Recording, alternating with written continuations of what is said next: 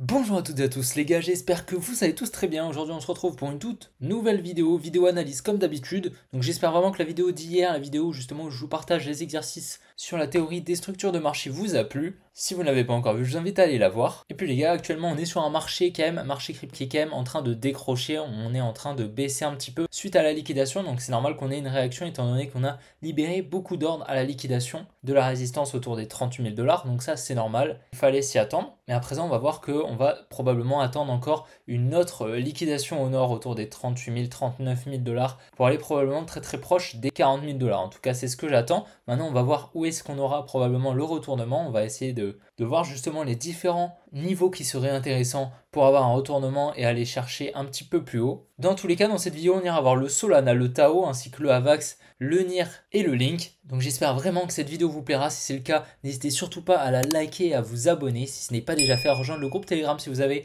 une quelconque question. On est plus de 330. Et à faire un petit tour sur mon compte Twitter. En tout cas les gars, je vous embête pas plus. Allez, on est parti. Donc comme vous pouvez le voir, on est toujours dans cette distribution, donc cette création de liquidité qu'on a juste ici avec cette liquidation. Donc on aurait ici notre Uptrust, donc c'est une jolie distribution de Wyckoff. Je pense, là comme vous pouvez le voir, on était venu créer un espèce de triangle. Qu'est-ce qui arrive très souvent lorsqu'on a ce genre de setup? On vient liquider en premier au sud et ensuite au nord, ou alors en premier au nord et ensuite au sud. Donc ça dépend réellement de la première liquidation. Je pense actuellement qu'on va donc probablement dans les prochains jours venir liquider au nord comme d'habitude de tout. Je pense que voilà, c'est inévitable. Donc maintenant, est-ce qu'on va venir liquider à partir de cette domaine, cette domaine qui est assez intéressante? Pourquoi elle l'est? Tout simplement parce que comme on peut le voir, on a ici un gros support résistance. Également, c'est le niveau intermédiaire justement du range en fait qu'on a. Comme on peut le voir, on a deux bornes du range juste ici. Donc c'est à ce niveau ici qu'on a le plus d'ordres qui ont été injectés. C'est la moyenne en fait de tout. Donc c'est tout le temps au milieu qu'on a le plus d'ordres qui sont injectés. Donc c'est une jolie résistance, un joli support. Au contact de celle-ci, on aura pas mal d'achats. Et donc, lorsqu'on était juste ici, on a eu pas mal d'ordres qui ont été mis en négatif de la smart money. Donc, on va venir probablement effectuer la mitigation. Est-ce que on vient effectuer une accumulation, repartir au nord pour ensuite venir target, donc chercher ce high et venir chercher notre max volume level, donc venir liquider une dernière fois, créer notre UTAD et ensuite effectuer un retracement? C'est possible. Après, comme on peut le voir juste ici, donc on a quand même un gros niveau de liquidité ici.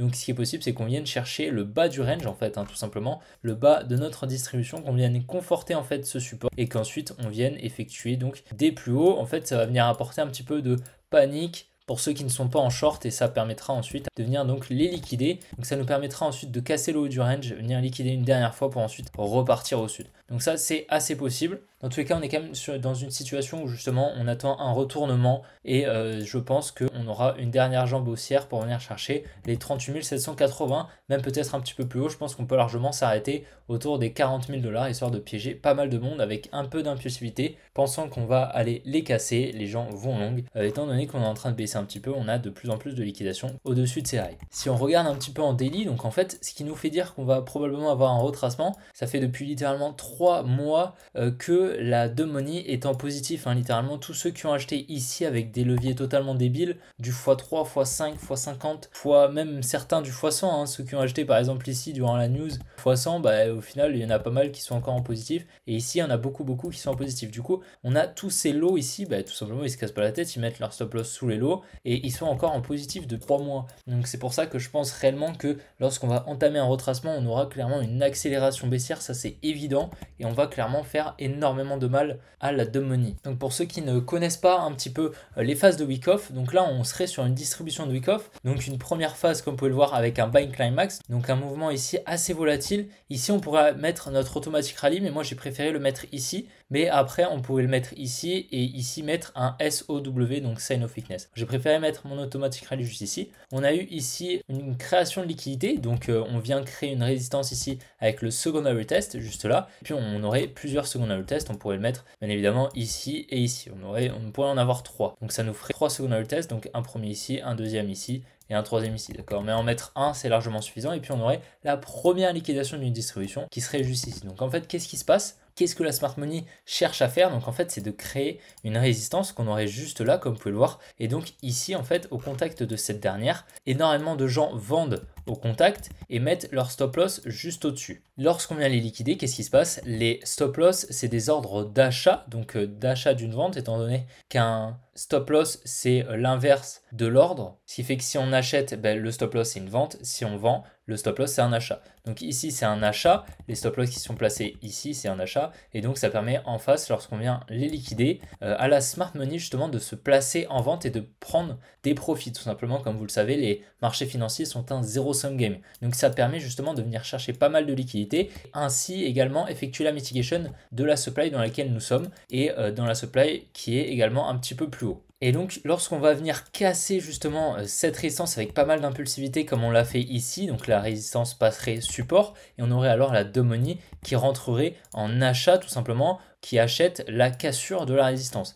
Et en face, encore une fois, la smart money va vendre, tout simplement, elle va se servir de la contrepartie justement pour vendre en face et injecter des ordres justement pour effectuer un mouvement baissier. Donc c'est normal qu'on ait une petite réaction, mais on peut largement passer au-dessus pour ensuite créer encore plus d'ordres ici pour ensuite repartir. Donc voilà, il faut s'y attendre. Je pense honnêtement qu'on va venir chercher donc un petit peu plus haut, faire une dernière jambe haussière, venir chercher notre max volume level et surtout notre supply pour repartir entamer le retracement. Pour moi, le retracement est inévitable. On aura au minimum un retracement. Donc moi, comme vous le savez, j'attends au minimum un retracement autour des 30 000 $. Donc venir effectuer le retest donc, de ce support maintenant. Et donc ça nous permettrait en fait de le casser légèrement pour libérer pas mal d'ordres et venir en fait dans la demand de la fake news qu'on a juste ici. Donc ça nous permettrait aussi de casser donc, ce support qui libérait pas mal d'ordres. Donc ça c'est possible, d'accord, prendre en compte. Et je pense que c'est tout à fait possible ici qu'on effectue donc un scénario comme ceci. Donc première liquidation au nord pour repartir casser le support pour ensuite repartir au nord. Donc ça c'est possible, c'est un scénario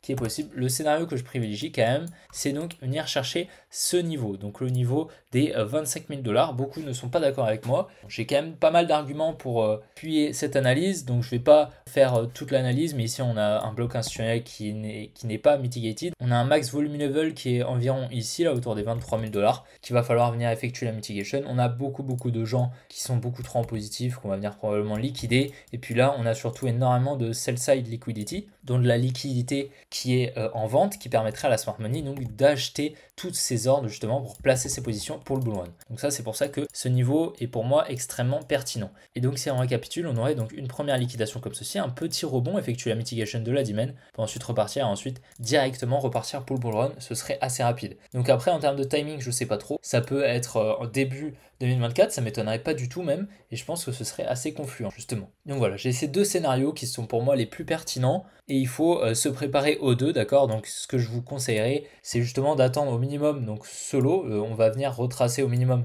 sous solo qui est notre trading range. Donc moi je pense que je vais racheter encore un petit peu dans cette zone. Une fois qu'on arrivera dans la demand, je rachèterai un petit peu dans la demand et puis je balancerai encore plus que j'ai acheté ici. Donc moi comme vous le savez, j'ai acheté beaucoup ici et énormément, le plus gros bag, le plus gros de mon bag ça a été acheté ici vraiment dans l'accumulation fractale. Donc ça me permettrait en fait de consolider mon bag en rachetant ici. Honnêtement, je pense que j'ai apporté le plus de confluence possible et je pense que mon analyse est réellement objective. Comme vous pouvez le voir, pas grand chose à dire sur les liquidations à part que les liquidations au nord ont repris le dessus et qu'on a encore un petit peu de liquidation au sud qu'on va pouvoir encore venir chercher. Donc ça c'est bien vu qu'on attend un mouvement haussier pour venir liquider. Et clairement en 24 heures c'est assez flagrant. Après en 30 jours ça reste quand même assez déséquilibré comme on peut le voir. Et ça va clairement jusqu'à très bas, autour des 30 000 $ et même avant. Comme vous pouvez le voir sur le Solana, donc qu'est-ce qu'on a fait? On a fait liquider la trendline comme vous pouvez le voir et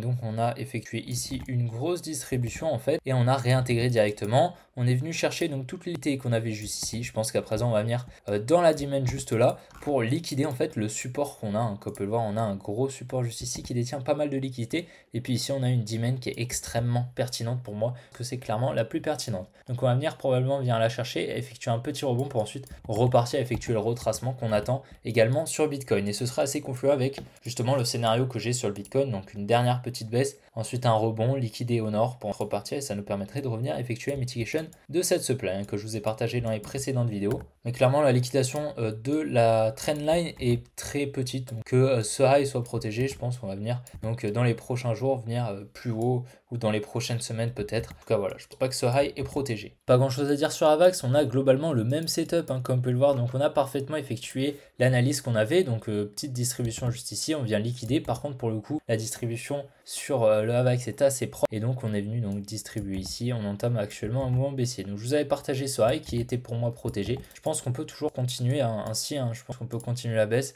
Maintenant comme vous le voyez on est en train de créer une espèce de trendline ici, donc il faut quand même être assez prudent dans tous les cas. Voilà, ça fait quand même un moment qu'on attend des plus bas hein, depuis à peu près ce high ici, on attend des plus bas, donc voilà, si vous avez une position ça doit faire un moment que vous êtes déjà dedans et pour le moment tout se passe assez bien, mais il faut quand même être prudent. Sur le link, comme vous pouvez le voir, on est en train de conforter cette résistance juste ici. Donc ce qui est possible, c'est qu'on vienne la liquider pour ensuite repartir. Et surtout, on a des demands juste ici en dessous là, qui sont assez pertinentes. Honnêtement, on pourra revenir dedans, je pense. Mais voilà, on a quand même cette résistance. On ne pourra pas faire des plus bas si on ne vient pas chercher toutes ces liquidités qu'on a juste ici. Liquider donc la résistance pour ensuite repartir. Ça ne m'étonnerait pas du tout. Pour le moment, il n'y a pas grand chose à faire sur le link tant qu'on est entre ces deux liquidités, donc cette borne de liquidité et celle-ci. Sur le Tao, comme vous le voyez, l'analyse se passe parfaitement. On vient liquider en premier donc la résistance, comme on peut le voir, et puis on vient ensuite liquider la trendline. Je pense qu'actuellement, on va quand même pouvoir un petit peu plus baisser hein, sur le Tao, honnêtement. Ça ne m'étonnerait pas du tout qu'on continue cette baisse. On a quand même pas mal de liquidités, tout sous ces lots juste ici, et donc en tout cas, l'analyse était clairement parfaite, honnêtement, analyse parfaite, donc assez content de l'analyse, franchement c'est assez top et voilà, ça nous permettra d'avoir un joli retracement sur le Tao qui nous permettra de recharger justement, qui est un très très bon projet pour le prochain bull run. Sur le NIR, comme on peut le voir, donc on est en train de créer pas mal de liquidités juste ici et puis on a une très très jolie supply qui est pour moi extrêmement pertinente et puis on a quand même encore ce support juste là et pas mal de liquidités en fait tout là et donc je pense qu'on pourra largement venir chercher cette supply juste ici pour ensuite effectuer des plus bas. En tout cas je suis assez bearish hein, pour le moment, je pense qu'on a trouvé le top. Honnêtement on avait quand même ici une très très jolie supply, donc le jour où on vient chercher toutes ces poches de liquidités qu'on a juste là, si en plus de ça on laisse toutes les liquidités au sud, ça nous permettra de vraiment effectuer des plus bas et d'être attiré par toutes les liquidités qu'on a juste ici. Franchement pour le moment on va attendre hein, sur le NIR, mais on peut largement attendre un retracement encore. Et donc voilà les gars, j'espère vraiment que la vidéo vous aura plu, j'espère que vous avez tout compris et j'espère bien sûr qu'elle vous aura plu. Si c'est le cas, n'oubliez pas de la liker et de vous abonner si ce n'est pas déjà fait, de faire un petit tour sur mon compte Twitter et de vous abonner. On est bientôt 1000 sur le compte Twitter, en tout cas ça me fait extrêmement plaisir. Et puis les gars, on se retrouve demain pour une prochaine vidéo comme d'habitude. Allez, ciao les gars.